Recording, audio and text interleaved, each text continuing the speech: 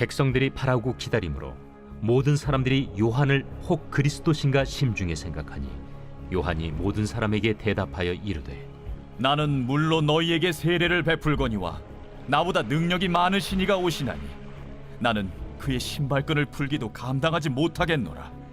그는 성령과 불로 너희에게 세례를 베푸실 것이요 손에 키를 들고 자기의 타작마당을 정하게 하사 알곡은 모아 곶간에 들이고 쭉정이는 꺼지지 않는 불에 태우시리라.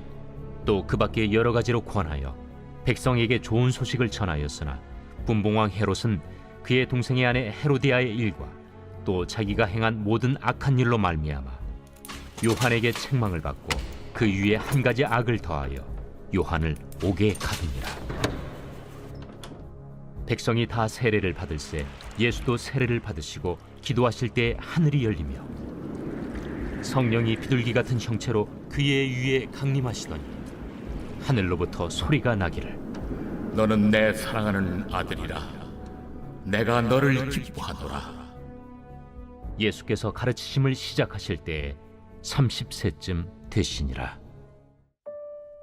사람들이 아는 대로는 요셉의 아들이니 요셉의 위는 헬리요 그 위는 맏다시요 그 위는 레위요 그 위는 멜기요 그 위는 얀나요 그 위는 요셉이요 그 위는 마따디아요 그 위는 아모스요 그 위는 나훔이요 그 위는 에슬리요 그 위는 낫게요 그 위는 마시요 그 위는 마따디아요 그 위는 서머인이요 그 위는 요색이요 그 위는 요다요 그 위는 요아난이요 그 위는 네사요 그 위는 스룹바벨이요 그 위는 스알디엘이요 그 위는 네리요 그 위는 멜기요 그 위는 아띠요 그 위는 고삼이요 그 위는 엘마담이요 그 위는 에루요 그 위는 예수요 그 위는 엘리에서요 그 위는 요림이요 그 위는 맏다시요 그 위는 레이유요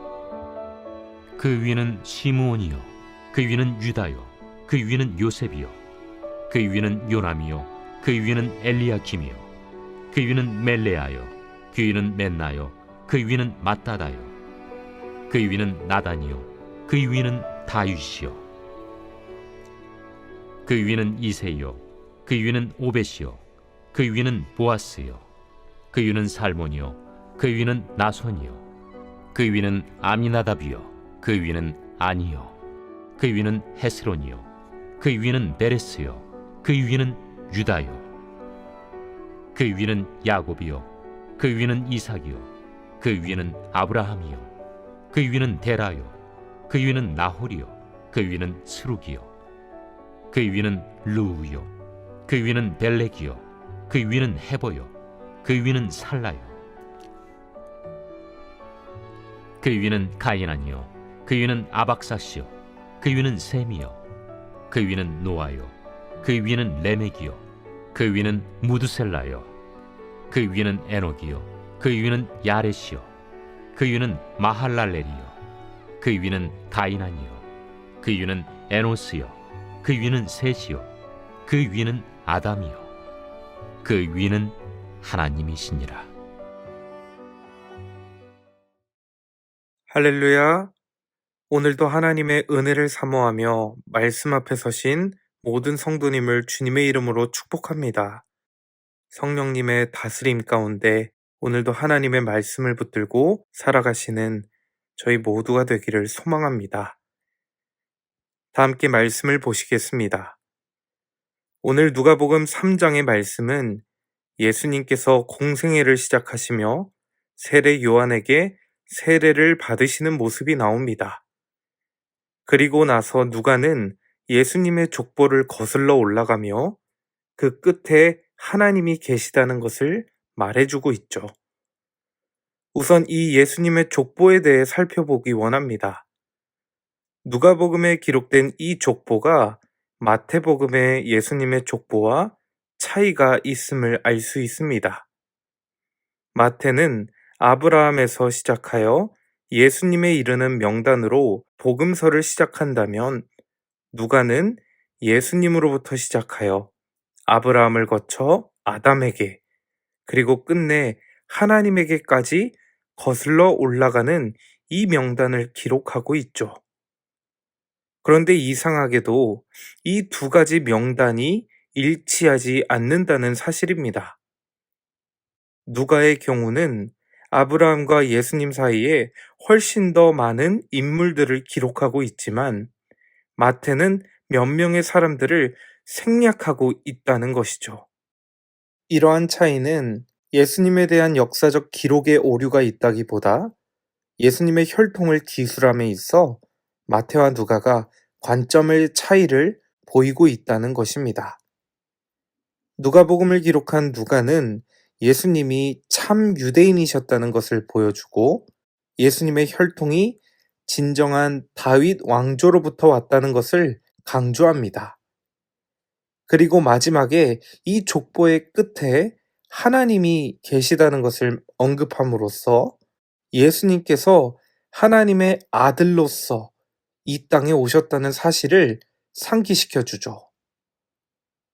예수님의 이 땅에 오심은 단순한 사람의 이야기가 아니라 그 시작은 성부 하나님이 계시고 그분의 작정과 계획하심 가운데 성자 예수 그리스도는 이 땅의 모든 창조 세계를 위한 구원자로 오셨다는 것입니다. 그렇기에 누가복음의 강조점은 예수 그리스도가 온 인류와 모든 창조 세계를 위한 구원자로 하나님의 아들로 이 땅에 오셨다는 것을 성부 하나님과 연결하여 설명하여 줍니다. 오늘 족보의 이야기뿐 아니라 또 본문에 등장하는 예수님의 세례도 앞으로 예수님께서 어떤 사역을 감당하시고 예수님의 공생애가 어떤 목적을 위하여 나아가게 될 것인가를 보여줍니다. 세례 요한이 말한 것처럼 예수님은 물로써 세례를 받으시지만 앞으로 그분이 베푸실 세례는 모든 백성을 죄로부터 구원하는 성령과 불의 세례라는 것이죠. 요한의 세례는 예수님께서 이 땅에서 앞으로 어떤 사역을 하실지를 보여주는 상징적인 사건입니다. 여러분, 세례가 무엇입니까? 물로써 나의 죄가 깨끗함을 입고 이제는 나의 옛사람이 죽고 하나님의 자녀로 새 생명을 얻는다는 의미이죠. 그렇기에 이 세례의 사건은 앞으로 예수님께서 이 공생의 기간 동안 죄인들을 구원하시고 하나님의 자녀가 되는 새 생명을 주시는 이 메시아의 사역을 위해 이 땅에 오셨다는 것을 보여주고 있다는 것입니다. 세례는 모든 인류와 창조 세계를 향한 하나님의 목적이 있다는 것을 암시적으로 보여주고 있죠. 누가는 이 세례의 사건의 두 가지를 우리에게 더 보여줍니다. 첫째, 예수님은 기도의 사람이셨다는 것을 우리는 오늘 말씀을 통해 살펴볼 수 있죠. 21절입니다. 백성이 다 세례를 받을새 예수도 세례를 받으시고 기도하실 때에 하늘이 열리며.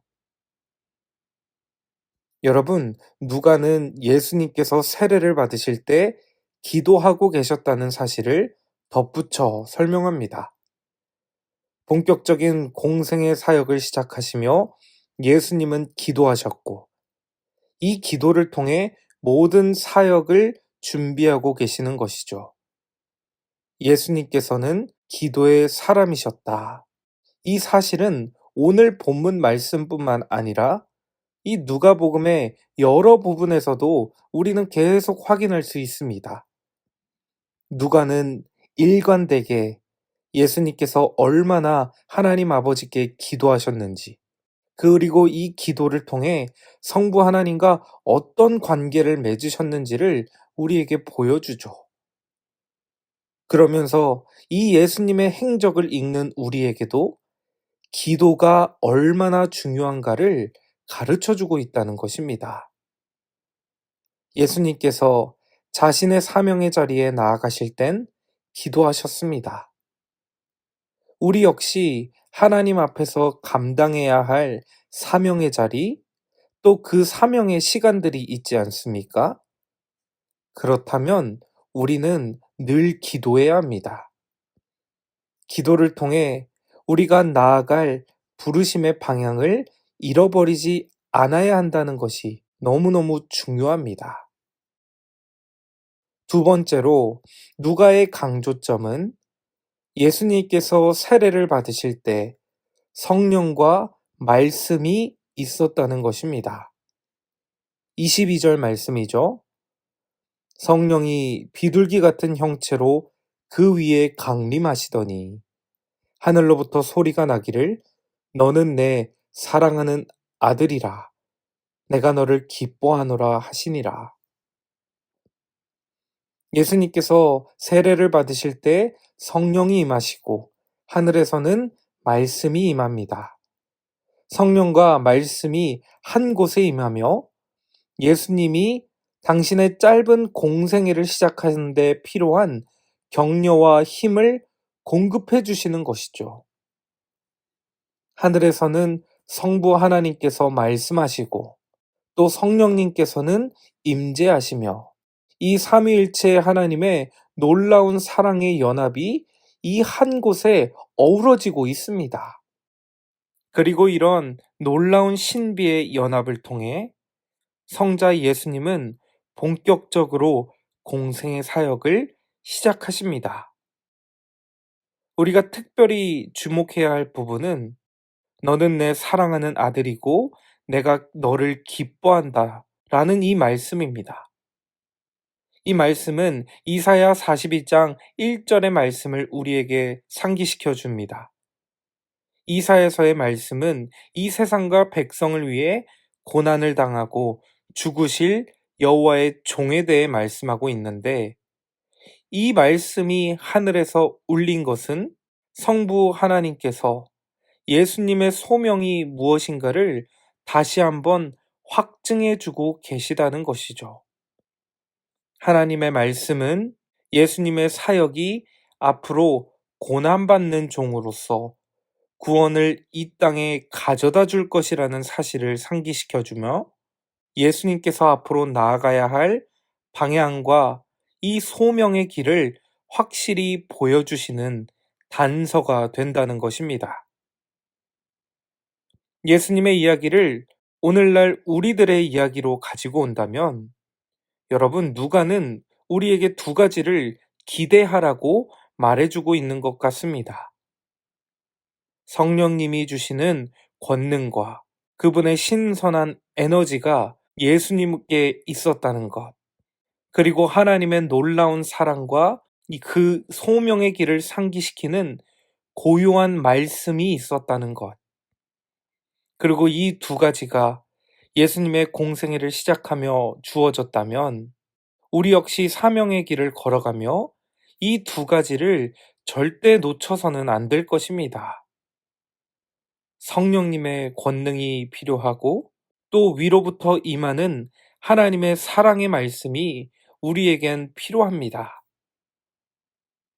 말씀을 정리하겠습니다. 오늘 우리가 살펴본 이 예수님의 족보와 세례의 이야기는 예수님이 어디에서 오셨고 또 그분이 이 땅에 왜 오셨으며 예수님이 지금 어디로 가고 계신가를 우리에게 보여줍니다. 그러면서 이 누가는 일관되게 예수님께서 이 땅에 하나님의 메시아로 온 인류와 창조 세계를 구원할 하나님의 아들로 오셨다는 것을 분명하게 강조합니다. 그러면서 우리에게 특별하게 두 가지를 기억하라고 말해주죠. 예수님과 같이 우리도 기도하는 사람들이 되어야 합니다. 특별히 기도를 통해 간구해야 하는 것은 성령님의 임재와 하나님 아버지의 말씀입니다. 우리가 살아가야 할 이 사명의 길은 성령님이 주시는 권능에 힘입어 나아가야 할 것이며 또 위로부터 임하는 하나님의 사랑을 입어야만 갈 수 있는 길입니다. 우리 앞에 놓인 이 소명의 길을 하나님의 말씀 가운데 우리가 다시 상기시키지 않는다면 우리는 분명 길을 잃어버리게 될 것입니다. 귀한 성도님 여러분, 오늘도 우리가 성령님의 임재와 하나님의 말씀의 은혜를 구하며 오늘 우리의 삶의 자리로 나아가기를 소망합니다. 다 함께 기도하시겠습니다. 하나님 아버지, 오늘도 저희에게 우리 주님이 가신 길을 가르쳐 주심에 감사드립니다. 저희들이 걸어갈 사명의 길 가운데 성령님의 인도하심을 구하고 하나님의 말씀을 구하오니 우리를 친히 인도하여 주옵소서. 그래서 우리 앞에 놓인 이 소명의 길을 잘 걸어가는 저희 모두가 될 수 있도록 은혜 베풀어 주시옵소서. 감사를 드리며 이 모든 말씀 예수님의 이름으로 기도드립니다. 아멘. 말씀을 붙들고 기도하시겠습니다. 그리고 오늘은 계속해서 진행되고 있는 청년부 겨울수련회를 위해 함께 기도해 주시기 바랍니다.